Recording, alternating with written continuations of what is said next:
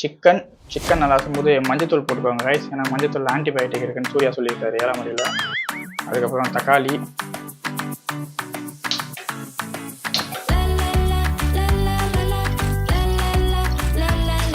கொஞ்சம் ஆனியன் எடுத்துக்கோங்க. நல்லா கலக்கி கண்டிப்பாக. அதான் பிரியாணி எப்படி உருவாச்சுன்னா இருக்குன்னு தெரியுங்களா? எனக்கு ஒரு ஸ்டோரி தெரியும்.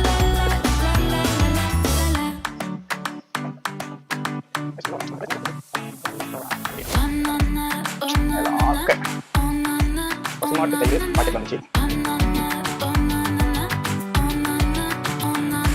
அரிசியை போட்டதுக்கப்புறம் கொஞ்ச நேரம் வெயிட் பண்ணணும். அரிசி லைட்டாக வேகணும்.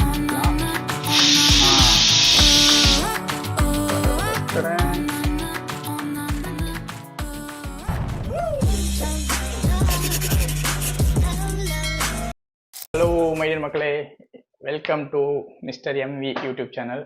ஆக்சுவலாக இன்றைக்கி வந்து நான் என்ன செய்ய போகிறேன்னா பிரியாணி செய்ய தெரிஞ்சாங்க தயவு செஞ்சு இந்த வீடியோ ஸ்கிப் பண்ணுறேன். ஆனால் வேறு எதனா வீடியோ பார்க்கணுன்னு தோணுச்சுன்னா போய் என் சேனலில் பாருங்கள். பட் தெரியாதவங்க பாருங்கள். ஏன்னா இது வந்து பேச்சுலர் சமையல்.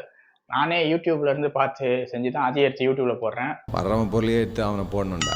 ஸோ ஆரம்பிக்கலாங்களா?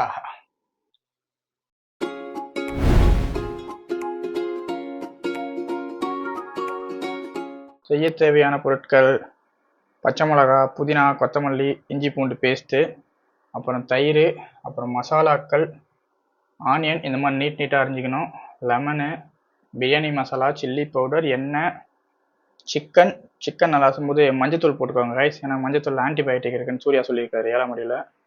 அதுக்கப்புறம் தக்காளி, கீ, அப்புறம் பிரியாணி அரிசி Indian gate blue colour packet. அதுக்கப்புறம் இந்த ஆனியன் வந்து எதுக்கு? இது வந்து தயிர் பச்சடிக்கு. அதுக்கப்புறம் முக்கியமான பொருள் அடுப்பு மேலே ஒரு பாத்திரம்.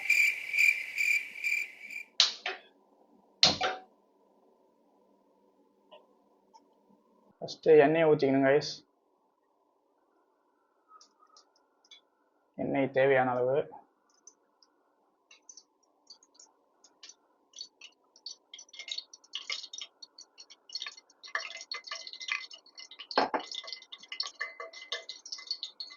நல்லா பொரியும் போது லைட்டாக மேலாக்க நெய்,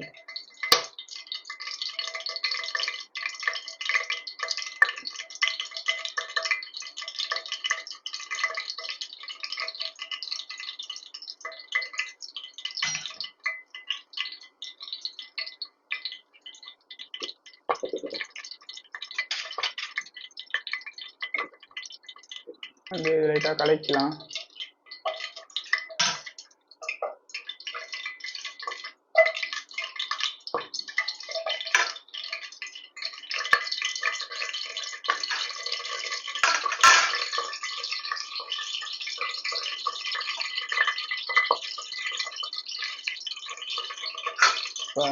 இன்க்ரீடியன்ட்ஸ்லாம் சேர்க்க ஆரம்பிச்சிடலாம். இந்த பட்டை கிராம்பு தூள்,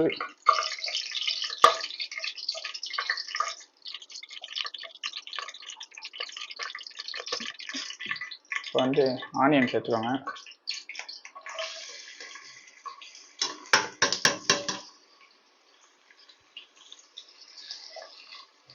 மக்களே வீடியோ சேர்க்காதுன்ட்டு கவலைப்படாதீங்க. ஏன்னா ஒரு கையில் பிடிச்சிட்டு ஒரு கையில் சமைக்கிறேன். அதனால் அப்படி இப்படின்னு தான் இருக்கும். ஓ அப்படியா விஷயம்? இது நல்லா பொன்னிறமாக வர வரைக்கும் கலக்கணும்.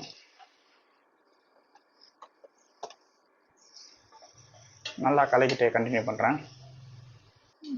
நல்லா கோல்டன் கலரில் வந்துட்டுருக்கு. இப்போ வந்து இஞ்சி பூண்டு பேஸ்ட் இதில் ஆட் பண்ணிப்போம்.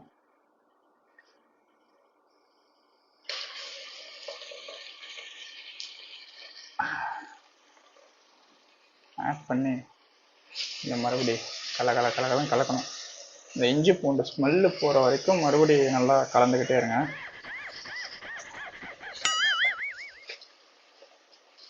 இந்த கலக்காமல் விட்டிங்கன்னா போய் அடியில் அப்படியே ஒட்டிக்கும். அது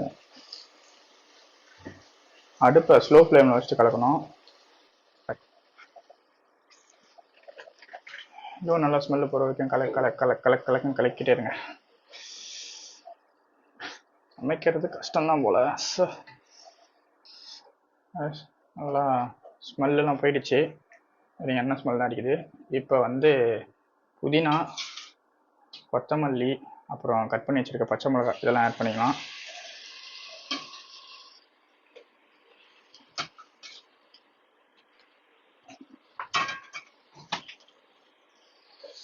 ஆட் பண்ணிட்டு மறுபடியும் நல்லா கலக்கணும்.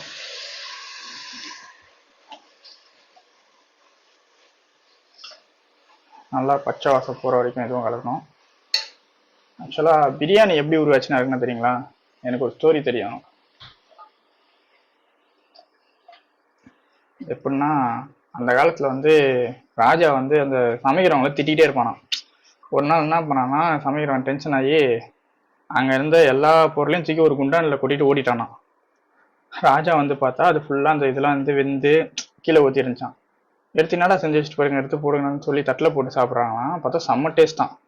அதுக்கு பேர் தெரியாதனால அந்த ஓடி போன பேர் பிரியாணியா. ஸோ அதையே வச்சுட்டாங்கன்னு சொல்லி ஏதோ ஒரு இடத்துல படித்த ஞாபகம். ஆனால் பார்த்தா அந்த மாதிரி தான் இருக்குது. இருக்கிற எல்லாத்தையும் எடுத்து போட்டு கொட்டி மூடி வச்சு வேக விட்டுறோம். இது நல்லா இன்னும் வதங்கட்டும். ரைஸ் ஆக்சுவலாக இது கிண்டிக்கிட்டே இருக்கணும் போல், இல்லைன்னா அந்த இஞ்சி பூண்டு போய் அந்த இதில் ஒட்டுது, அந்த குண்டானில் போய் ஒட்டிடுது டிங்கிட்டு. ஸோ இதை வந்து பக்கத்தில் இருந்து கிண்டிக்கிட்டே இருக்கணும் போல், அது ஒட்ட விடாமல். என்ன பண்ணுறது, ருசியாக சாப்பிட்ணுன்னா கஷ்டப்பட்டு தான் ஆகணும் போல். Oh shit.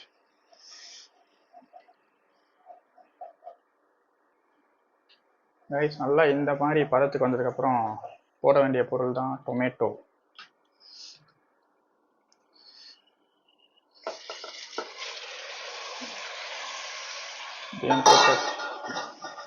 கலக்கு கலக்கு கலக்கு கலக்கு கலக்கு கலக்கு கலக்கு.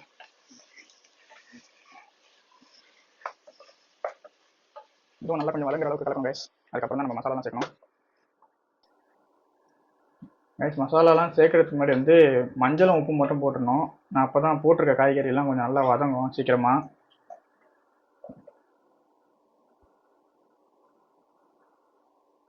அக்கா மலைச்சாரல் போல் உப்பு தூவிட்டு தேவையான அளவு மஞ்சளை கொட்டிட வேண்டியதான். இப்போ போட்டு இன்னும் மறுபடி ஆரம்பிக்கலாம் நம்ம கலக்கலச்சை. கலக்கணும்.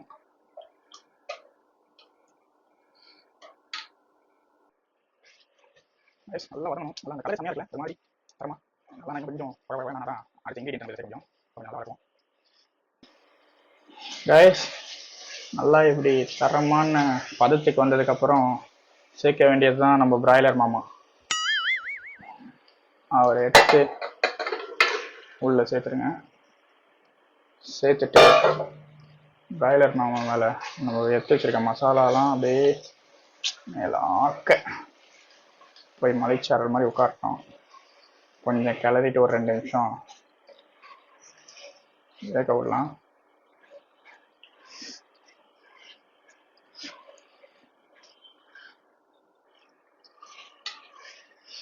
ரைஸ் நல்லா கறி குழம்பு மாதிரி வந்ததுக்கப்புறம் தான் நம்ம தயிர் அதில் ஊற்றணும். பசுமாட்டு தயிர் பாக்கெட்டில் வந்துச்சு. ஜோக் இல்ல இல்லையா? தயிர் ஊற்றிட்டு இப்போ வந்து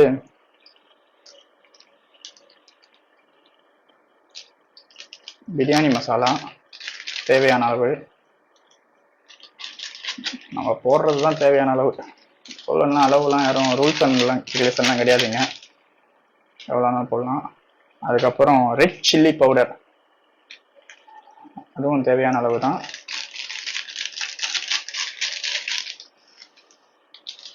போட்டு இப்போ இவங்களை நல்லா மறுபடி கலக்கு கலக்கு கலக்கு கலக்கு கலக்குன்னு கலக்க ஆரம்பிங்க.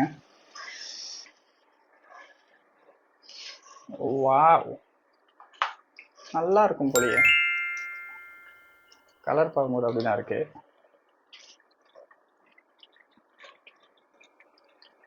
ரைஸ் எல்லாத்தையும் போட்டு நல்லா கலக்கி சிக்கன் கொஞ்சம் அப்படியே வேகிற வரைக்கும் வெயிட் பண்ணணும். நல்லா சிக்கனுக்குள்ள அந்த மசாலாலாம் இறங்கணும். ஸோ காத்திருப்போம்.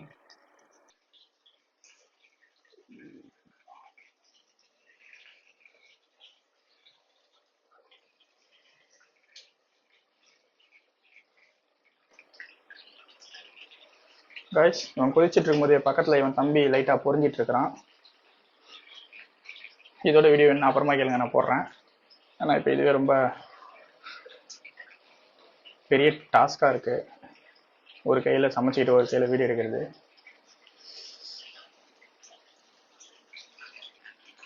கைஸ், அந்த கறி வேகிற தோசை மூடி வச்சுருக்கோம், எப்படி இருக்குன்னு பார்ப்போம். வாவ் வாவ், கையில் சுடுதண்ணி ஊற்றிச்சு. சூப்பராக இருக்குது, கலரு நல்லா செவன்ட்டு. நான் இன்னும் கொஞ்சம் வெயிட் பண்ணுவோம், கறி வெந்த மாதிரி தெரில, இன்னும் கொஞ்சம் கொதிக்கிட்டோம், அதுக்கப்புறம் அரிசியை போடலாம். கைஸ், நம்ம பிராய்லர் மாமா நல்லா கொதிச்சிட்டான்னு நினைக்கிறேன். இப்போ என்ன பண்ணணும்னா தண்ணி ஊற்றணும் இதில்.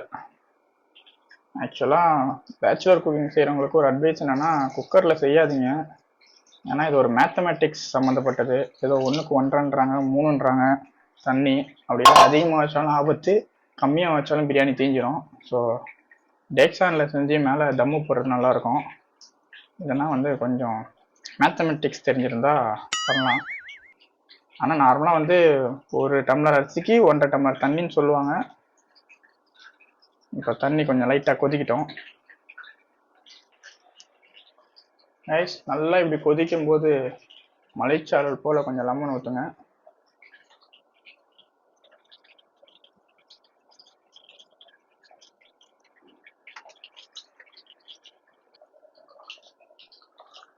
லெமன் ஊற்றி லைட்டாக கலந்ததுக்கப்புறம் இப்போ தான் ரொம்ப முக்கியமான நேரம். ஆனால் அரிசியை போடணும் அதில்.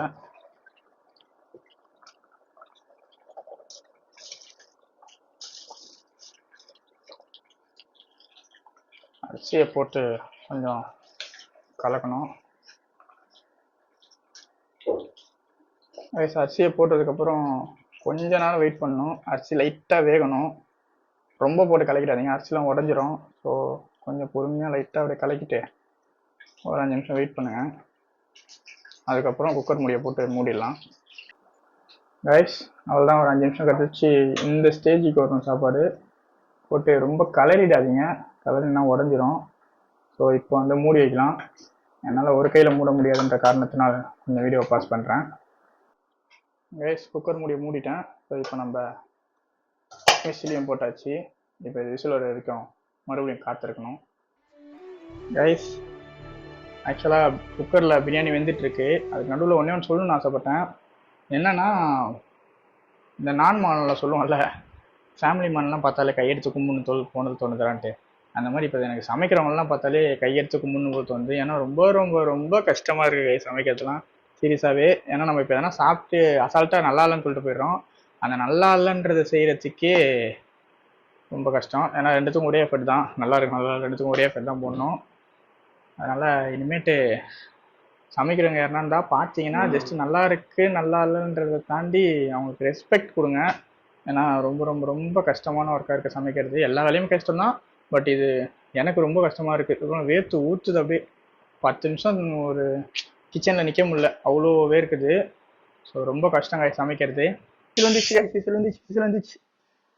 வந்துச்சு காய்ச்சி. இப்போ நீங்கள் அதை பார்த்தீங்களா? இப்போ தான் ஃபஸ்ட் விசிலு, ஆனால் இப்போ தான் மூடி வச்சேன், அதுக்குள்ளே வந்துச்சு. ஆக்சுவலாக இந்த விசிலுமே ஒரு பெரிய மேத்தமேட்டிக்ஸ் தான். எந்த விசில் ஆஃப் பண்ணணுன்ட்டு ரொம்ப கஷ்டமான டாஸ்க்கு. அதனால குக்கர் வேணாம்டா, வேணாமடா போயிடலாம். இது ஒரு 3 விசில்லாம் ஆஃப் பண்ணிடலாம்னு நினைக்கிறேன். ஆஃப் பண்ணிட்டு ஓப்பன் பண்ணிட்டு கண்டினியூ பண்ணுறேன். எஸ், ஆக்சுவலாக 3 விசில் நான் ஆஃப் பண்ணிட்டேன், ஆனால் மறுபடியும் 4வது விசில் வருது. என்னன்னு தெரியல ஒன்றும். அடுப்புலாம் ஆஃப் பண்ணிட்டேன், 4வது விசில் வருது. ஸோ விசிலை பிடிங்கி விட்டுருன்னு நினைக்கிறேன். ஸ்டாப் பண்ணி ரொம்ப நாள் ஆயிடுச்சு, ஆனால் இன்னமும் விசில் வச்சு பாருங்களேன் காற்றுல. எல்லாம் இப்போ திறக்க போகிறோம்.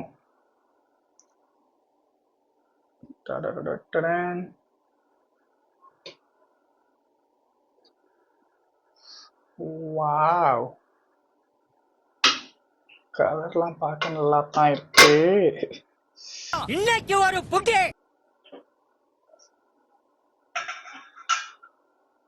ஓ, சூப்பராக வந்துருக்கு கைஸ். கலரு டேஸ்ட் எப்படி இருக்குன்னு தெரியல, சாப்பிட்டு சொல்கிறேன். வாவ், தரமான சிக்கன் பிரியாணி ரெடி ஆயிடுச்சு கைஸ். சூப்பராக வந்திருக்கு. சாப்பிட்லாமா?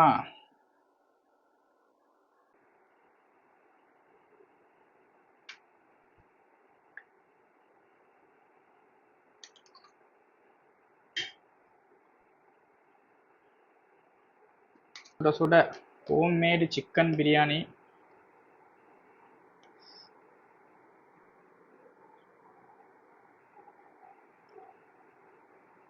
நல்லா தான் இருக்கு. நல்லா இருக்கு கைஸ். சூப்பராக இருக்கு.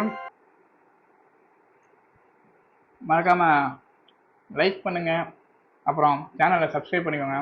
அடுத்த ஒரு பேச்சுலர் குக்கிங்கில் பார்க்குறேன். Tata bye bye. உண்மையாக நல்லா தான் இருக்கு. நான் இவர் முகத்துல ஒரு தேஜஸ பார்த்தேன். எதையோ சாதிச்ச ஒரு சந்தோஷம் இவர் கண்ணுல எனக்கு